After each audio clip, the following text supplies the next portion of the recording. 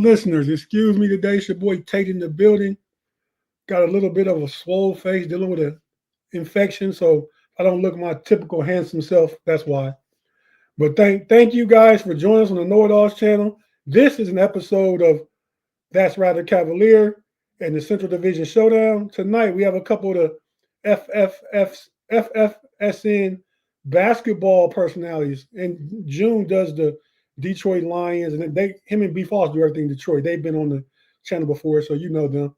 And we have our boy Quiggs in the building. He does the Boston Celtics podcast for FFSN. We're going to have a discussion. The show was originally going to be just a preview between the Celtics and the Cavs, who play tomorrow night. But then, I said, you know what, the Pistons got their 8th win. I thought it was a surprising loss for the Celtics. And I said, June, why don't you come on with us, man? And you and Quigg, let us know what happened last night in that game, man. So, yeah, we're just going to jump in from there. You guys tell a little bit about yourselves, about your shows, what you got going on, and we'll start hooping. You want me to go first, or let Quiggs go first? Yeah, for sure. I appreciate it. And Tate, you look very handsome. Still, even with the swole face, I must say. He knows that. Hey, me and my brother, we started a podcast during COVID as a way to stay connected on the Celtics. We both love basketball. Spent my whole life around the game. Coached at a high school level. I officiated for a long time. Played, for a while. And I've always just been a huge Celtics fan. Something that just kind of took off for us, and we kept doing. And happy to be part of the Fan First Network family now. That's been a lot of fun. And psyched to be able to talk and preview the Cavs, give a review of the Pistons game. And June, I didn't even know you were coming on, and this Team USA shirt is a Larry Bird shirt. And so, they're throwing back to the old Celtics Pistons rivalry a little bit. And, in honor of when I first fell in love with the Celtics was really during the heyday of that great basketball rivalry. Yeah. Man, you guys don't look that old. I know June. I know about his age, but so I know he was around for the Celtics Pistons rivalries back in the late 80s. Absolutely. Yeah, but Quiggs, you too, man? Yeah, I was a kid. I'm 45, so but that's when I got into it. I fell in love with Larry Bird, the Big Three, what was going on. First championship I remember was really 86. So 84 kind of, but 86 I remember, and then I'll never forget the steal at the Garden by Bird. When the Pistons thought they were going to steal that one and win the series. Not to throw salt on the wound from way back when. You guys got us the following year, but 40 years ago, almost 35, I think. Yeah, it's so 87. What's that? That's 38 years ago. 38, yeah, a long time ago. Yeah. So. Man, yeah, those were some great rivalries back in the day. Yeah, the best. Yeah, and the Pistons had to go through the Celtics to get on to sit on the throne, right? Yeah. And then the Bulls had to go through the Pistons. That's how it was back in the day. Yeah. So June, what's up with you, man? Hey, what's up, man? My name is June. I am one half of Bleachers the Speakers. My co-host B. Foster couldn't be here, but you can catch us on. Why couldn't Foss be here? I don't want to speculate, but he does a lot of things that nobody knows that he does. I don't know where he works. We are friends. We're more than just co-hosts. That is my brother. I do not know what he does for a living. I don't know how much money this guy has. I know he has of it. I know what he's doing tonight. He's sitting floor seat at the Pistons Nuggets game. No, he read the messages wrong. You sent the message last night asking for tomorrow. He thought it was today asking for tomorrow. Oh, so they play the Nuggets tomorrow. They play the Nuggets tomorrow. So okay. Yes, he has floor seats tomorrow. Oh, that's great. That's just how Foster wrote. He's the type of person that would he's a Tigers fan, and he'll just catch a flight and go watch him play in Minnesota on a regular day on a win. I guess I'll just fly to Minnesota and watch Tigers play. He does that. And I'm not lying. Anyway, we are Bleachers and Speakers. That's our YouTube channel. Our basketball show is Postgame Podcast, which I'm representing tonight. We also do Detroit Lions football. That is Bleachers and Speakers. It's this crazy thing with FFSN. They won't let you have two entities under one name. So Bleachers and Speakers was the original show for Detroit Lions football. We wanted to do Pistons basketball, so they made us make another name, which is Postgame Podcast. We also have Corner to Copa, which is Detroit Tigers baseball, and that's hosted by B. Foster and our homie Coach. Coach is a Philadelphia Eagles fan, unfortunately, and they won. So I just wanted to throw a little shot at him while we're out here. But but yeah, this is what we do. We're working on a Red Wings show. Hopefully we can get some people to help us out with that. And that's about it, man. I think do the Red Wings play in the outside stadium game this weekend? I know it's Columbus, and I think the Red Wings. I think they play Columbus in the shoe. Yeah, in the shoe. Yeah. Yeah. Okay, that'll be interesting. I don't watch hockey. I've been to a couple of Caps games, and the energy in the arena when watching hockey is super exciting and exhilarating. If you've never been to a game, and I don't care if you're a hockey fan or not, yeah, that's exactly right. You have to go treat yourself to a hockey game. I swear you'll like it. Yeah, no doubt. It's a great sport to be in person. Yeah, even if you don't understand it, you're going to love the action. Mm-hmm. The excitement that's in the arena, you're going to love it. Completely agree. So, fellas, man, let's just jump into some hoop. Let's allow me to pull up the Eastern Conference standings as they are right now. Hey, I thought Detroit last night was fantastic, and they got a great young roster. I thought last night was more about the Pistons and the Celtics in a lot of ways. I thought after midway through the third quarter, the Celtics didn't really want to be there anymore, and that's been kind of a theme with them this season, depending on the game and the matchup. But I love their young roster. I think Cade Cunningham is fantastic. I think he's going to be a better player than Anthony Edwards. Sir Thompson, I know I'm screwing up his first name, but him and his brother, just fantastic. When you are one of the best athletes on the floor in the league with the greatest athletes in the world, that really says something about you. And I think that kid Thompson is exactly that. He gave Tatum all he could handle, I thought, for most of the night. And they, picking up Beasley and Tobias Harris. And I'm not a big Tobias Harris guy, but I think they're good veteran players. And last night, the physicality was just fantastic, I thought, throughout the whole night against the Celtics. And even though it was tied at halftime, I thought that was a lot of luck. The Celtics just hitting a bunch of threes, not even great offense. And the Pistons, I thought, outplayed them for 48 minutes. I was ready to turn the channel in the second quarter. They was hitting threes like it was nobody's business. Like they couldn't miss. It was from everybody. It wasn't just one person. Yeah. It was Derek White. It was Horton. It was, I expect everybody else, but those guys joined the party, and next thing you know, it's 55-55 at half. And it's a first. So they going into last night, they were 25-1 when they hit 21 plus threes. I think they hit 24 last night and lost by 20. So I think it kind of indicates the effort level of the Pistons and also a little bit of the effort level of the Celtics in that game and the other aspects of the game, which I think it should be. I think we also benefited from Jaylen Brown not playing. I'm just going to keep it a buck. The Pistons have had a history of not being able to win games when someone is missing.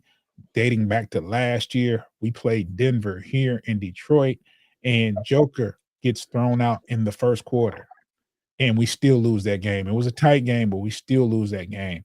I think there was a game. I think I'm talking more so last year when the other team is missing a vital piece, we still couldn't get that win. And last night was one of those things where me and Foster were saying, we need to win tonight. There's no Jaylen Brown. If you need to take advantage of that game. And I think that had a lot to do with it. I mean, I know we miss Schroeder, but Schroeder, it doesn't compare because we haven't had Schroeder, and Schroeder's not the player that Jaylen Brown is. So it's an advantage for us, for Jaylen Brown not to be there. And that's one of those games where if you don't have all your starters, we need to win that game. I agree. Jaylen Brown's, top 20 player in the league. Excellent, finals MVP last year, all that. I loved, but I think if Jaylen Brown's top 20, what is Jason Tatum? This is a question we have going around our circle. I'm just curious what your Celtics fan would say. And I changed my mind about that too, Tate. I don't know how anyone could argue that he's outside of the top 5. He's this is going to be the 4th straight year of being first team All NBA. There's going to be just 2 guys in the league under 30 that have done it 4 times, and that's him and Luka.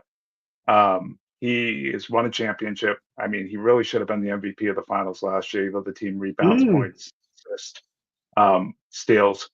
He is leading them in all those categories this year, and he's playing the best basketball of his life.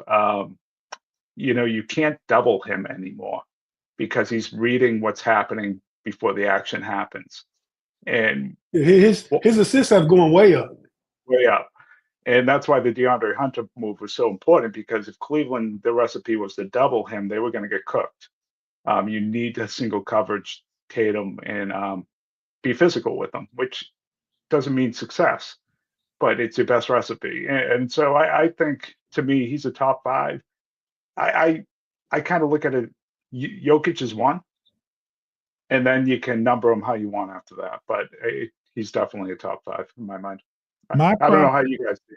My problem with Tatum is that he doesn't realize how good he is going to the basket. He settles a lot for the step back 3.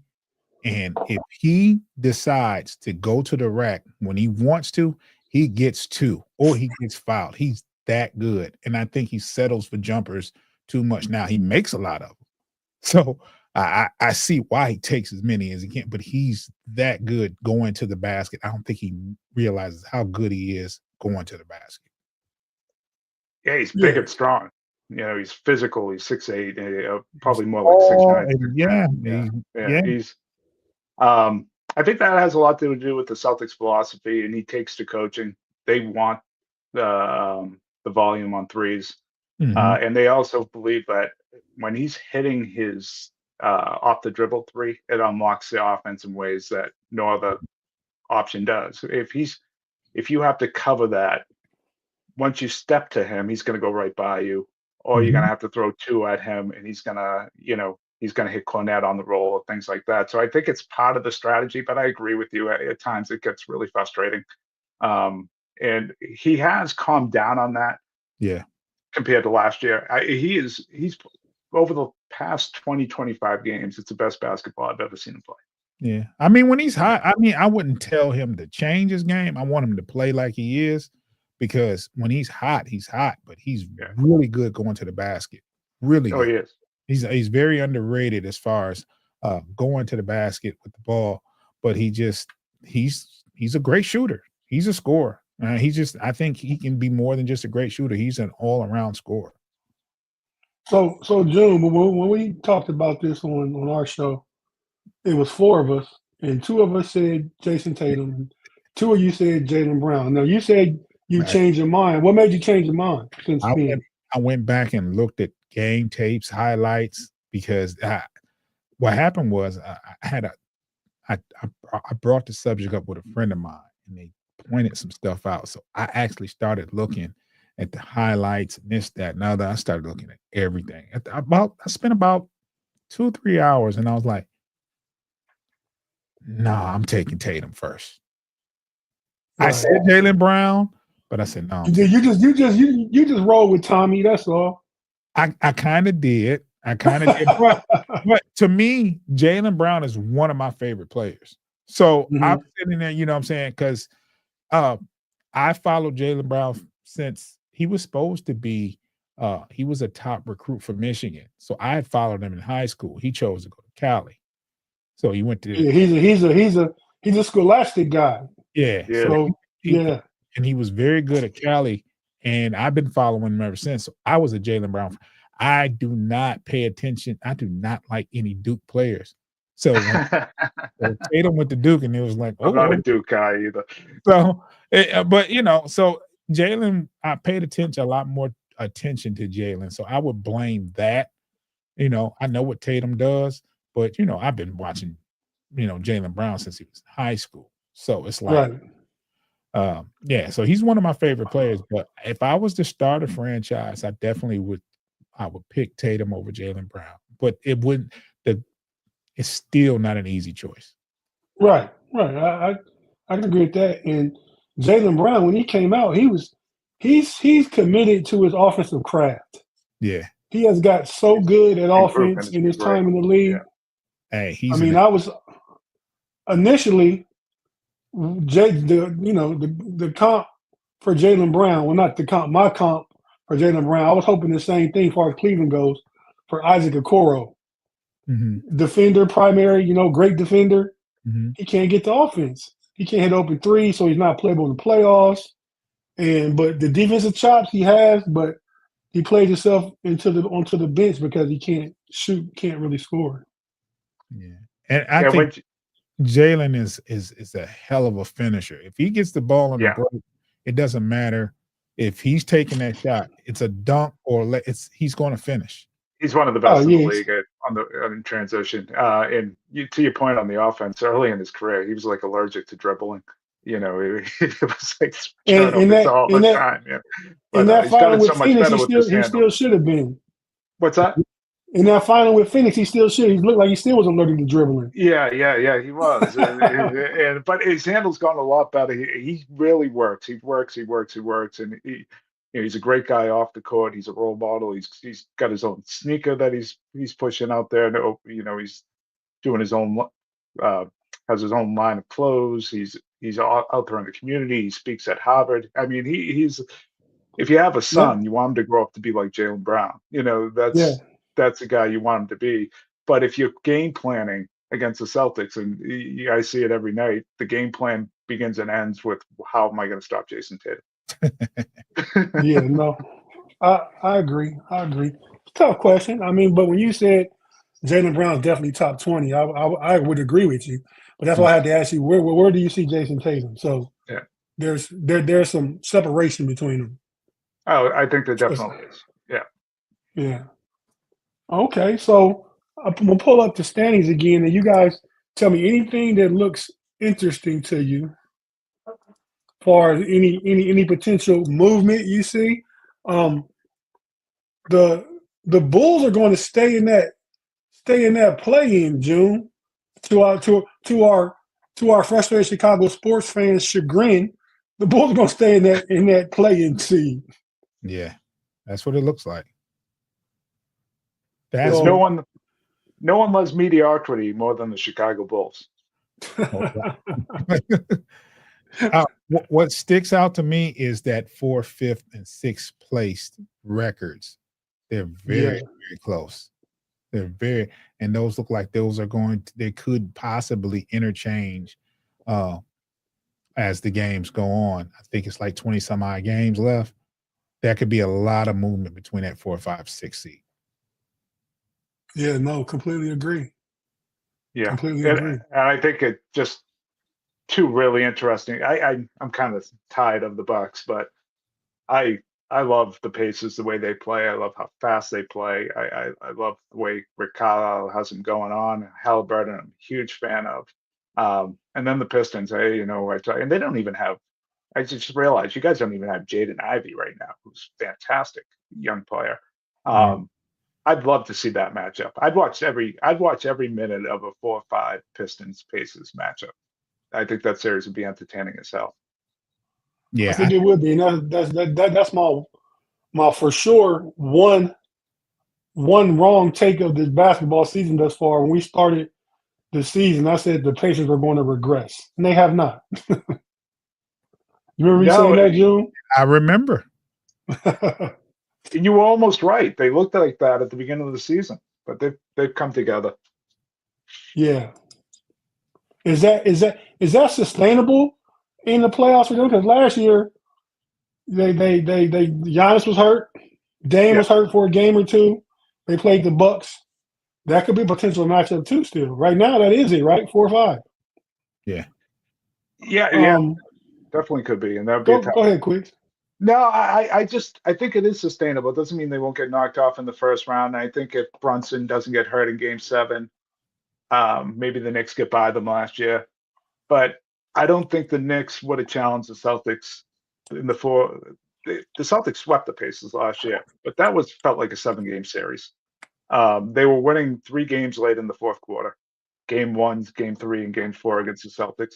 And to me, that's a recipe, to beating the Celtics. If I'm the Cleveland Cavaliers right now, and I know all the talk is DeAndre Hunter's there for defense. The thing I like about him even more against the Celtics is that he's good, really good offensive player. Has had some playoff success offensively in Atlanta against the Celtics. I think you got to move quick. I think you got to get into your action quick. I think what has hurt Cleveland over the first 3 games against the Celtics is that they look for the best shot. When early in the shot clock, they'll have a shot available. Or instead of getting into the high screening roll and trying to get Porzingis and Horford on skates, they'll try to make the extra play, the good play that works against 27 of the 28 teams in the league. The Celtics are so long; they want you to keep passing it. They just want to sit in their half court, and they have a lot of trust in what they're going to do. What the Pacers do is they just attack, and they're relentless. And it made that series so difficult last year. And I'm waiting for another team to pick up on that. Not every team's built to do that. Your Cavs are. And I'm interested to see if they're going to play that way. If you try to grind it out defensively against the Celtics, it really doesn't work over a 7-game series. It may get you right there, but it won't work over 7 because they're going to find your weakness. You got to try to outscore them, and you got to try to play fast. You have to play fast. No, I would agree. I can see that. I hadn't thought about it. I'm glad with the acquisition of DeAndre Hunter. I think that last game showed the Cavs we need another piece. We can't keep switching Darius Garland and Max Strus in the 1-1-3 pick and roll. Too small for those guys. Yeah. Jaylen Brown will bully either one of them, and Drew Holiday's a bull. Yeah, he is. You know what I mean? If you get on Tatum, even guys with him, we say he shoots too many jumpers. That step back is a good quality shot, especially mid-range step back. Yeah, no, they'll find your weakness, and they're really good at it. They'll find Garland, they'll find Sam Harrell when he's out there. They'll find guys like that when they're on defense and take advantage of them. But they have a harder time doing that if you play fast against them. You get out and you score quickly, and then they get a little bit more impatient on the offensive end, trying to match what you're doing, and it has caused them problems. And the Pacers unlocked it. They just, talent won out at the end of games is kind of what happened there. Yeah, sounds like you really know your squad, man. Yeah, a little bit. We were talking about JB Bickerstaff and Kenny Atkinson. I believe that was probably backstage as far as the coaching. Yep. Hey, June. Yes, sir. JB might have jumped over his coach of the year favorite right now. We talked about it about a week and a half ago, and I said, got to be Kenny Atkinson because JB had the same team last year. Look what Kenny Atkinson's doing with it. But JB also has a 14-win team last year, and he has them plus 18 games right now?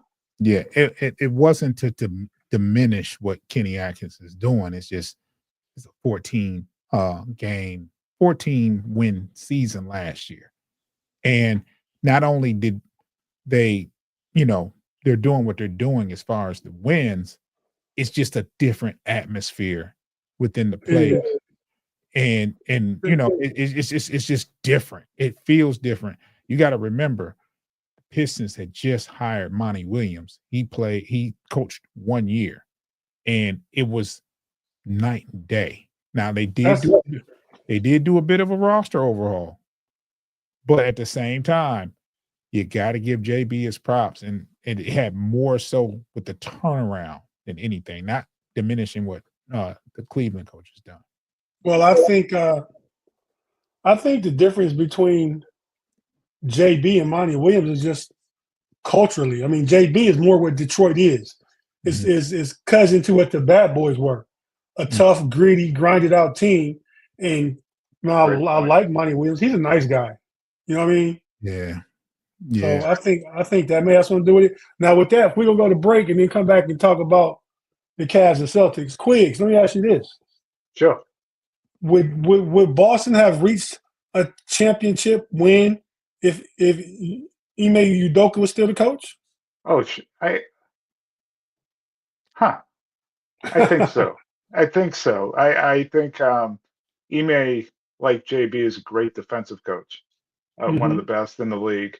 Their offense got predictable. I think what Missoula ball, where he's got 4 out and then like a guy like Holiday or White in the dunker spot, and you're able to pull out bigs that are good defensive players the way they're able to do and take advantage of good defensive players. That's really Missoula understanding where the game is going and getting ahead of where the game is going. And you see a lot of teams trying to emulate that now since the Celtics had success. Thanks for joining us, Aston. Thanks for dropping in. We appreciate you. One of our longtime listeners, listens to us on the Know It All, listens to us on the Steel Curtain Network where we do a couple podcasts. Claude Bishop, June, and Quiggs. Claude is like our shows and our channels love Claude. Claude's always he makes the show fun, but we actually have a place for Claude because he always says hot takes and crazy things. He says the Lakers will win it all, book it. I think that's still a little crazy right now. I'm not saying they couldn't make a Western Conference final, but still got to have a little more sample size. But we have this place for Claude, and we always send him to what we call the Matrix.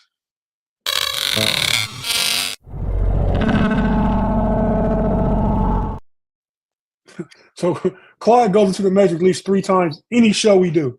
Yeah, it's kind of crazy to make such a prediction after a small sample size when Cleveland has done so much throughout the season, right? And you look at where Cleveland is in the Eastern Conference; they're 7 games in front of Boston. Something 6.5 right now. Something like that. And it's like they're playing incredible ball. So they make a roster move, and it was, you still have to wait and see how that goes. Right. No, I agree. Far as the Lakers. As far as the Lakers concerned, yes. Yeah, I still think OKC is the best team out west, but my brother agrees with him. My co-host on Hot Foul, he thinks the Lakers are going to the finals, but I still think OKC is the best team out west. Yeah, I would agree with you, but I mean, I'm a huge LeBron fan all of my days, so I would say, what you say, June? Nothing. Ever since he scored 29 in one quarter in the playoffs against some team. That's why some people don't like LeBron. That's exactly why I don't like it. But yeah, man. It's front and center watching at the Palace. Yes, don't like him because of that. You were in the building, right? Yes. Yeah, wow. Classic game. Yeah. Classic game. But Booby, thanks, man. I'm glad to be back. Appreciate you. Boob says Cleveland versus Oklahoma won't be surprising. No. It really wouldn't. But then you got to throw Boston in that mix. And I probably would put Denver over the Lakers right now. But the Lakers, I would say right now, have the 5th best odds in my Vegas book. Mm-hmm. Yeah, there's only 2 teams in the East. It's the Knicks aren't good enough to go anywhere. Karl Anthony Towns is on the floor. You're playing 5-on-4 when he's on defense. He's awful. You can throw away. Brunson gets cooked too. He does. I feel like Donovan Mitchell and Jason Tatum throw away the stats from the Knicks game because anyone can score 40 against when Karl Anthony Towns is on the floor. He's that bad. He has the worst defensive rating for an individual player in the entire NBA, and it's not Wow. close. And that's how terrible he has been on defense this year. But Hmm. yeah, I think it's the Celtics, the Cavs, and then out west it's the Thunder, Nuggets, and yeah, the Lakers would probably be the third team out there right now. I don't think the other ones are true championship contenders out west. Okay, I can dig it. So, fellas, real quick, we'll take our first and only break of this show. We're gonna come back and on the other side and talk about the Cavs Celtics, and we'll just talk that out about what we think about this game tomorrow. Is it important? I think it's probably more important to Cleveland than it would have been Boston, but Boston lost last night, so maybe it turns up a notch too. We'll talk about that on the other side. If you listen, watching on YouTube, we're not going anywhere. If you listen on audio, we have to take a quick break here from our partners and advertisers, and we'll be right back after this.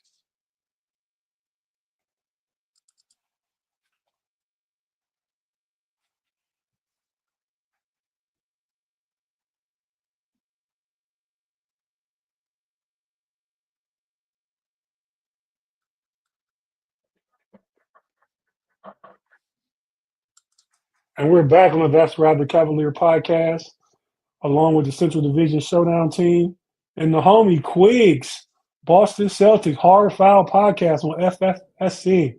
Check it out. Show the homie support. It's our first Thanks, time guys. working together, but seems like he's real knowledgeable, Claude. So you probably gonna like him the best. You always say me and Big G don't know nothing. That's a lot of the reason he goes to Matrix all the time too.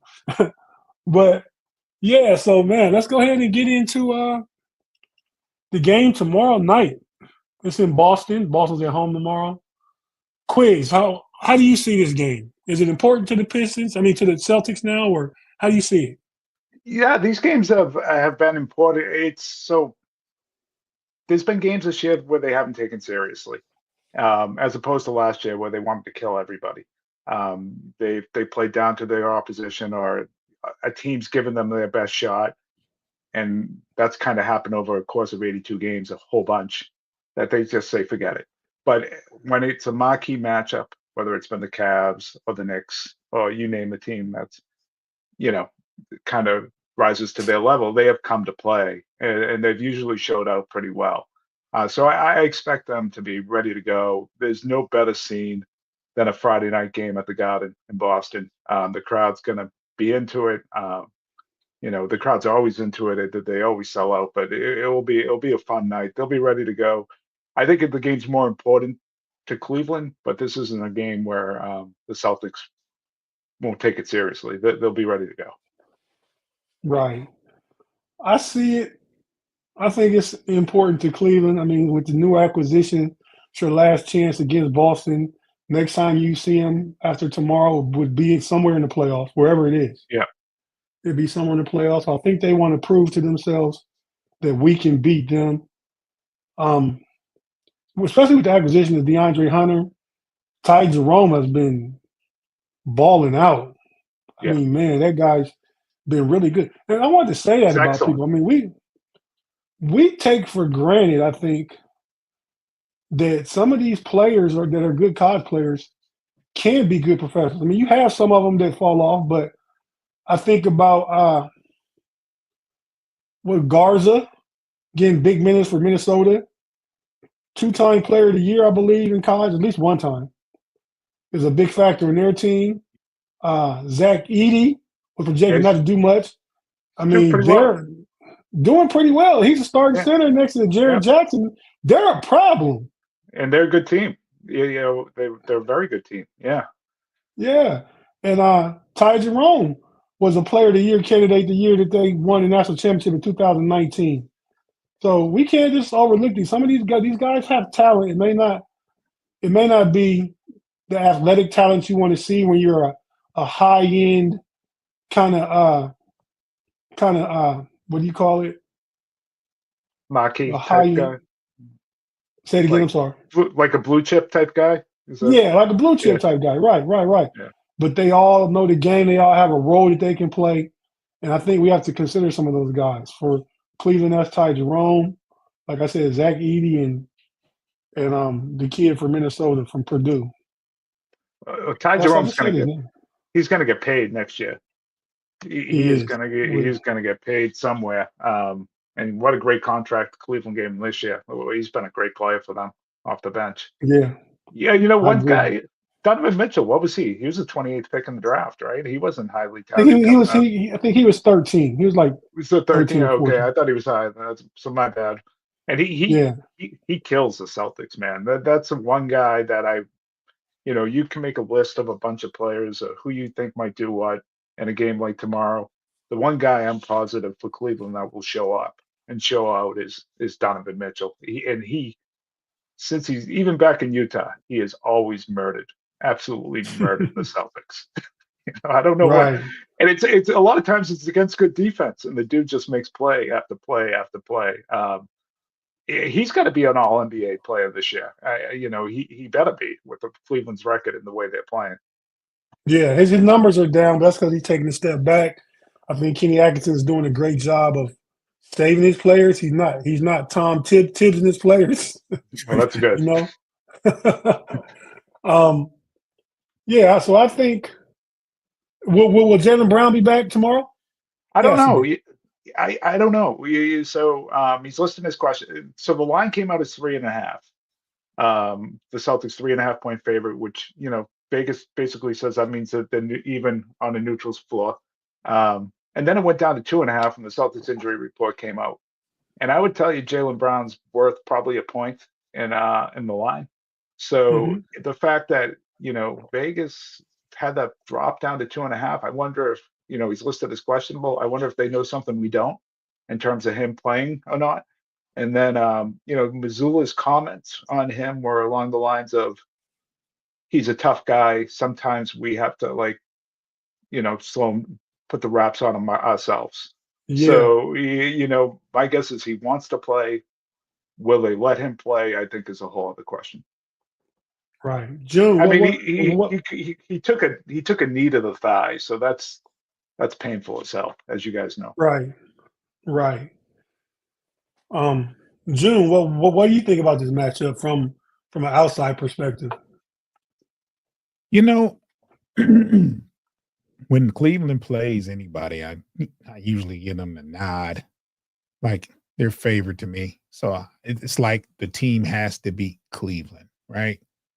But seems like when they play Boston, Boston, I don't know what is the record, because the games I've seen, 2-1 Boston. 2-1 Boston. Okay, I know. I think all the games have been close. I mean, now granted, in one, maybe two, Boston jumped out by 20. Cleveland was able to come back by the end, but I think they spent too much energy trying to get back in it. They have to keep it in the pocket and keep it close throughout. They don't want to have to come back from a 20-point deficit.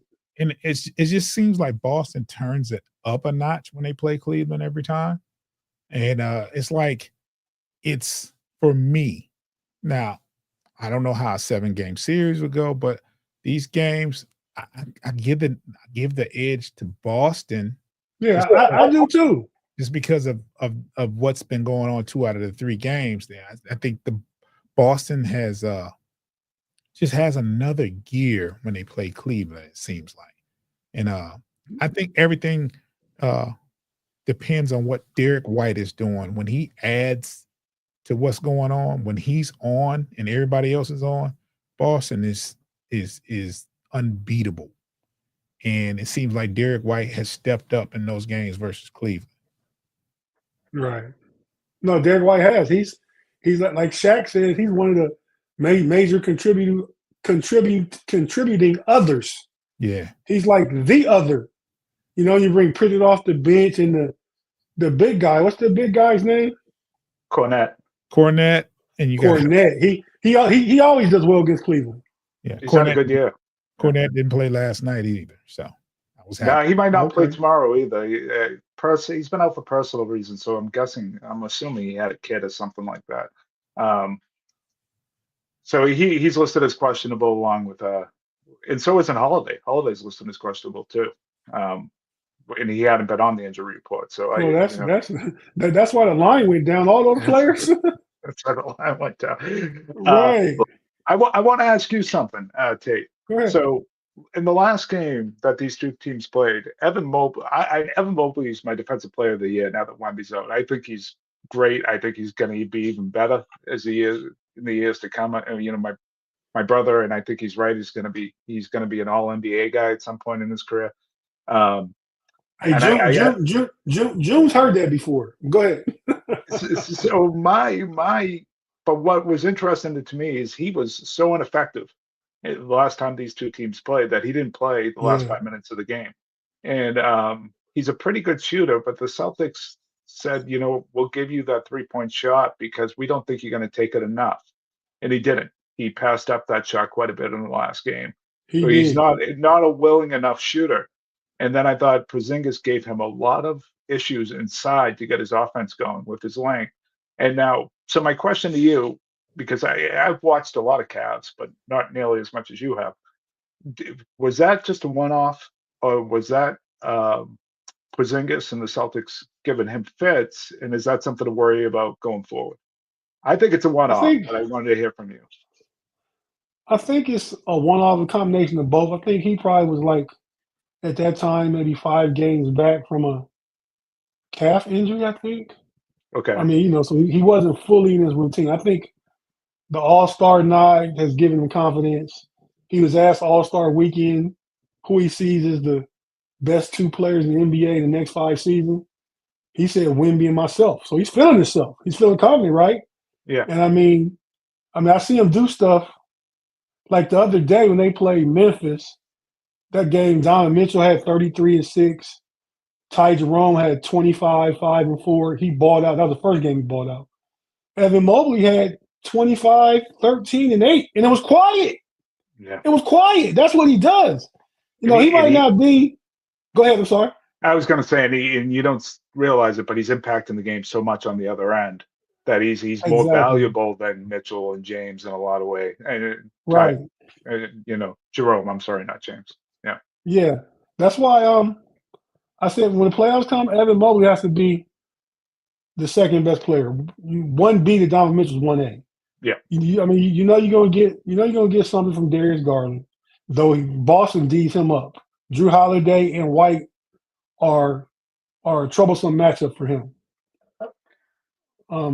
But I think Jared Allen, if he comes to play, he can be a factor against Porzingis defensively because he has the ability, both the bigs do, to step out and guard Porzingis out there and switch off if need be on smaller players. So yeah, Evan Mobley is ascending to me right now before our eyes. And like right now, because he plays for Cleveland, I would say he's my favorite player. Sure. In the NBA. Yeah. I mean, just because I've always thought, we talked about a couple of years ago on the show, would I trade Evan Mobley for anybody at the time under 25? So the only person I might consider at that time was maybe Ant Edwards.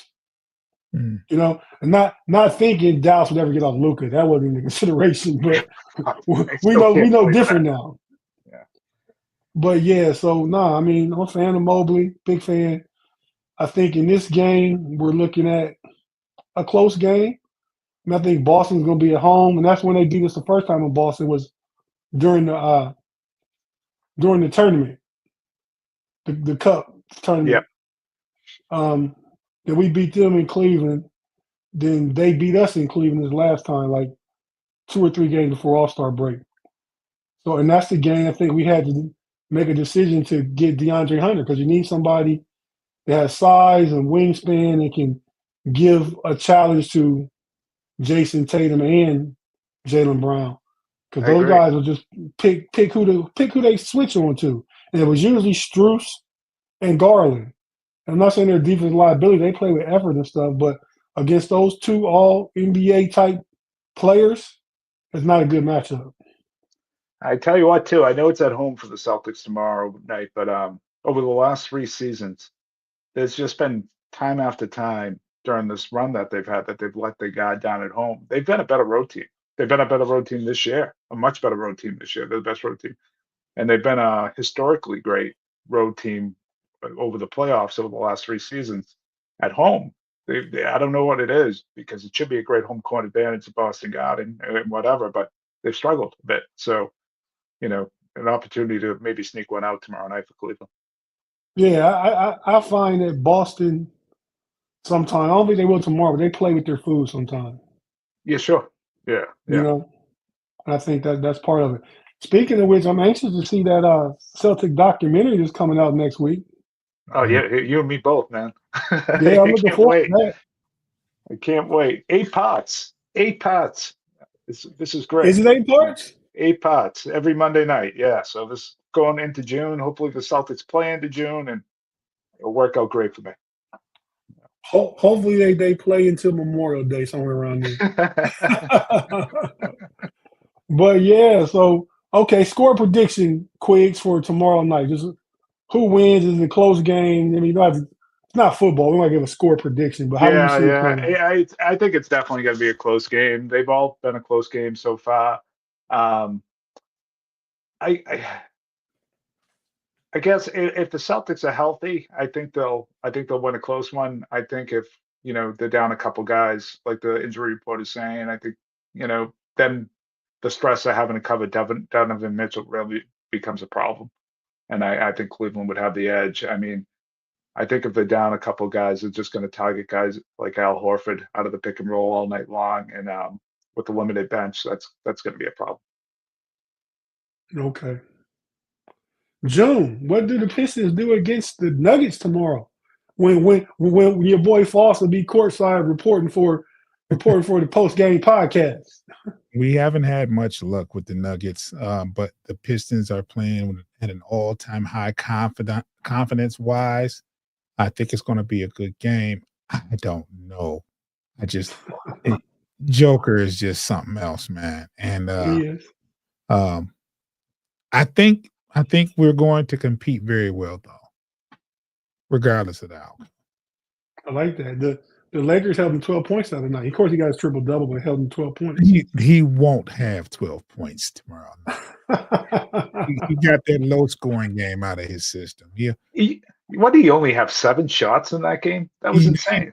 He didn't take a lot of shots that game at all. And I was here like, what is he doing? Yeah, that will never happen. No. He had the Joker stopper on him. Richie Haramuchi, what's his name? Yeah, I know you're talking about. Rudy. Yeah, that guy. Rui. Rui, yeah, there you go. Yeah. And question for both of you. As a player, what is Cade Cunningham's ceiling? Top 10, top 5, top 20? His ceiling. Do you want me to go first? Go ahead. I think he's potentially. We're talking ceiling. Why not top 5? I think he is a fantastic young player.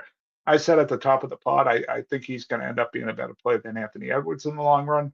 I think his playmaking ability is already elite. I think he needs to become a little bit of better shooter off the dribble, but his body type is like Paul Pierce. I mean, that's how big and strong he is, and you don't realize it until you watch him live. I love him. He's one of my favorite players in the league. The Pistons, they did themselves well by drafting him. They really did. They did. And that draft, I wanted them to take Evan Mobley. So maybe he slipped down to us. I mean, Jalen Green's been balling too, right? He's been balling. Yeah. But he's not even he's not in Cage universe, in my opinion. No, not at all. No, I'm not suggesting that. He's what he needs to be for the Rockets right now. Yeah. So, June, what do you think about the ceiling? A ceiling is top 5. Right now, I would say he's top 15, maybe top 10. Not sure, but ceiling top 5. I think one of the things he's gotten better at is getting his teammates involved. I don't know if it's because he has a better nucleus around him as opposed to last year, but I'm more impressed when he gets a bunch of assists. We know he can score the ball, but when he those lobs and getting those making those passes. Now, first he was a turnover machine. Last year he would average 6 or 7 turnovers a game, and he's cut them down in some games to where you don't even realize he's turned the ball over some. So he was a turnover. He just kept turning the ball over last year. He's a little bit more careful with the ball. One thing I can say, if the defender is a good defender and has long arms, they usually take the ball from him once or twice a game. That happens. You've seen Daniels do it. Yeah. It just he just dribbles too high, but he'll learn from that. Especially when you have high usage and the ball's in your hand, that's going to happen. Yeah. So, but he's turning the page, and I think this is one of those years where he's learning. He doesn't have to do so much, and the players are starting to see, if I get to the right spot, he'll give me the ball. So, definitely ceiling top 5. There's no question, and I doubted that in years prior. Right. Well, I agree with you. I think his ceiling is top 5. I think he slots in somewhere around 3 or 4, right behind Wemby and Evan Mobley, right? So I think he is definitely top 5 ceiling. He's a hell of a player, man.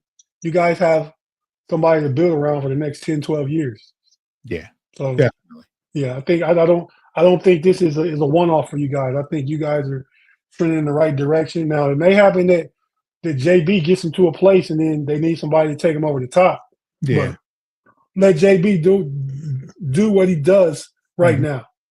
Yeah, one thing I will say is that, in the past, it's happened to where Rick Carlisle got us where we needed to be, and Larry Brown took us where we wanted to go. Right. So it could be that. It could be that type of situation. And also, Detroit, as of lately, has not been, well, I can say history. Since, I want to go back to where Isaiah was here. We haven't been a hotbed for free agents.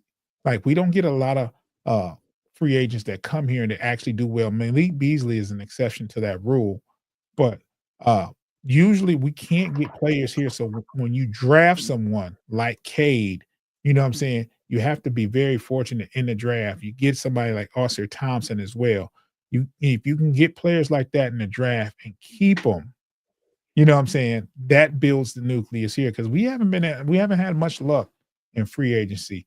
Like I said, Malik Beasley is an exception to the rule. Like, he was one of those players when I wasn't too high. When they said they were signing, I'm like, it's just Malik Beasley. And you see what he's doing this year. So I see you. Go ahead. Yeah, it's just like, when you get someone like Cade, he's one of those people that you draft and you keep. And they already given him an extension. And I expect Supermax at this pace. Yeah, no, definitely. At least, I mean, he got the rookie max last year, right? Yeah. Yeah. So yeah, definitely. I mean, because I don't see Detroit wanting to get off of him. He's in much better shape than Luka's ever been. So I don't think they have the concerns about how he's going to work, what kind of shape he's going to be in, injury, any of that stuff. And now I saw one more thing though, and the thing is, going back to JB Bickerstaff, they've made it a place to where at least they're saying, we want to be here. There was players that was here before that wanted out of here. We couldn't even trade for Zach LaVine last year because he opted to have surgery instead of get traded here. We couldn't keep people here or get people here. Now you got people like Malik Beasley going into Trajan Langdon's office saying, hey, don't trade me. I want to stay here. So that hasn't happened in a long time. I think that's big where JB Bickerstaff is at, because that kind of the culture changed in Cleveland between JB and Kobe Altman. Their whole thing when recruiting players, acquiring players, we want players that want to be in Cleveland. Yeah. You know what I mean? We're never trying, and there was all the questions about Donovan Mitchell, but he eventually ended up signing and staying with Cleveland. Yeah. So yeah, I mean, Darius Garland's already signed to his max. Evan Mobley's rookie max starts next year. They gave Jared Allen a fair contract, and he's making like $20 million a year starting next year. And I think that's the one tradable asset that maybe they get off. They feel like they need to make a move, but he's meshed so well that those two bigs have learned to play together. So last thing I'm gonna say, June, I saw some of your post-game podcast about Grant Hill, Oh yeah, that was player profile on Grant Hill. player profile on Grant Hill. Yeah. Is Grant Hill better than Vince Carter? Man, you're gonna put me on the spot. Is Grant Hill better than Vince Carter? Is the only reason Vince Carter could perceive to be better because of his longevity and Grant Hill's injury? Yeah. Yeah. I if it was a fifth, but if Grant Hill stays healthy, there would be no question what Grant Hill would have been. I Right. think that foot injury that he got here and he Yeah. took it with him to Orlando. It just he wasn't the same player. So I have to say Vince Carter. I give Vince Carter the nod. Okay. Well, what are your thoughts on that one, Quiggs?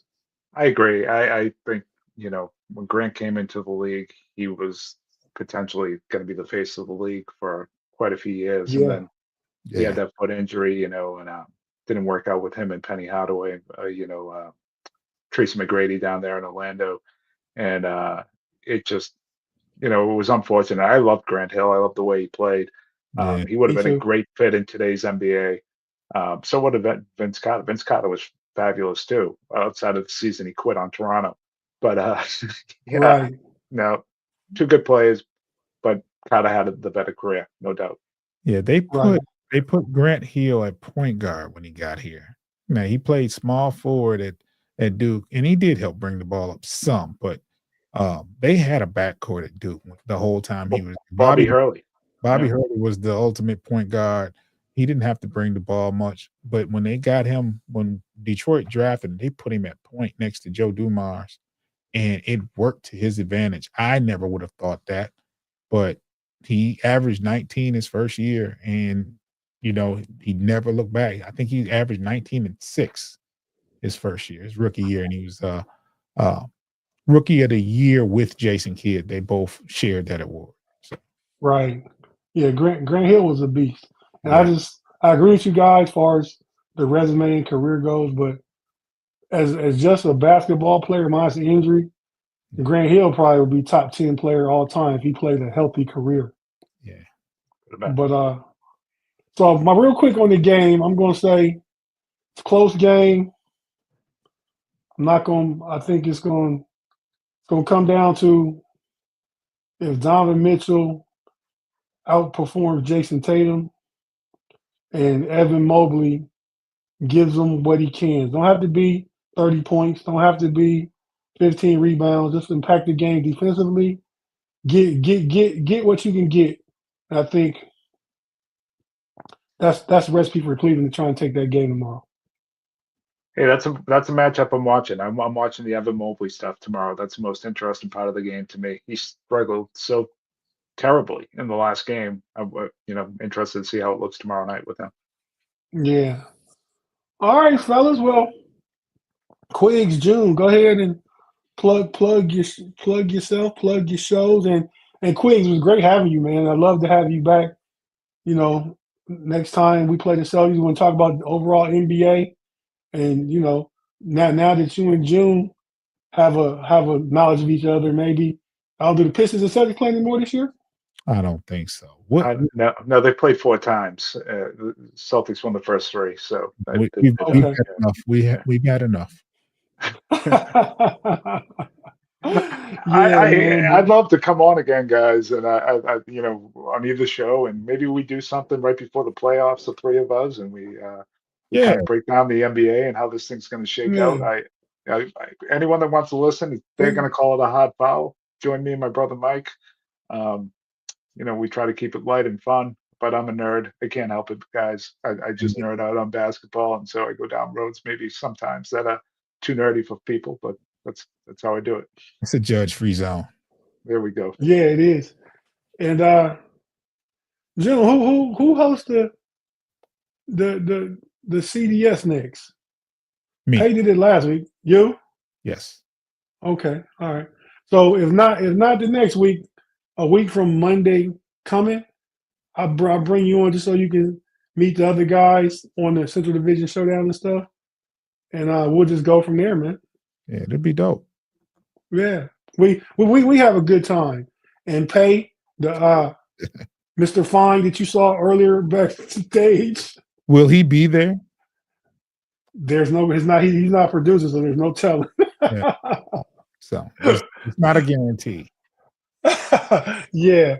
So man, fellas, great show. I really enjoyed chopping up with you guys, talking some basketball, talking Pistons. I mean, really, Pistons hadn't beat the Celtics last night. We're talking about 3 of the hottest teams in the league, right? Really, we are. Yeah, Because they ended their absolutely. 8-game winning streak or 7-game winning streak. 6, I think. And yeah, so I think 6, and the Pistons were on to 7 last night. I think Pistons are 8 now, right? Do I have that right? Pistons are 8. Yeah, And Cavs are 8 right now. Yeah. And the Lakers have won a bunch too. Yeah. We've had our longest winning streak since 2007, 2008.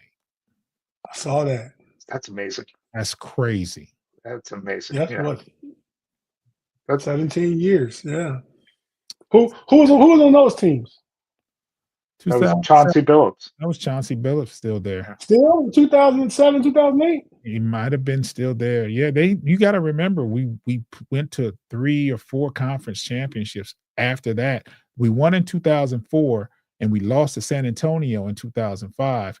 And then it was versus Cleveland the next 2 years, at least. Then you guys lost to the Celtics in 08. Yeah. In the conference finals. And the That's Celtics beat Cleveland in the second round that year. That was a LeBron James Paul Pierce game in Game 7. This is going to rub in 17 years ago. It hurt, huh, Quigs? For both of us. But yeah, man. So go ahead and say what you got to say. We're going to get on out of here. And yeah, we'll close it like that. Thank you guys for joining. Thanks, guys. Thank you.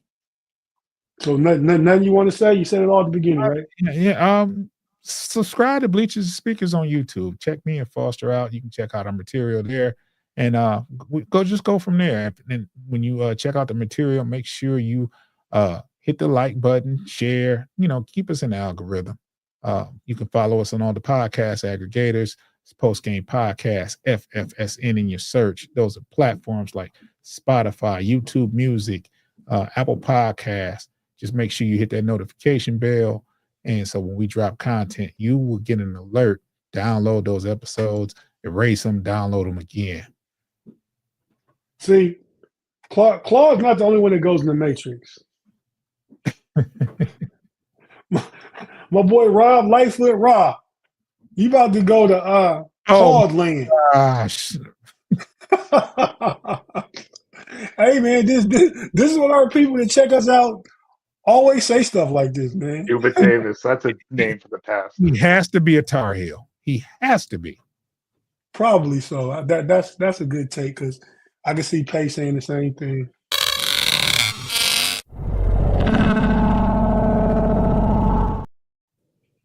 That's for you, Rob.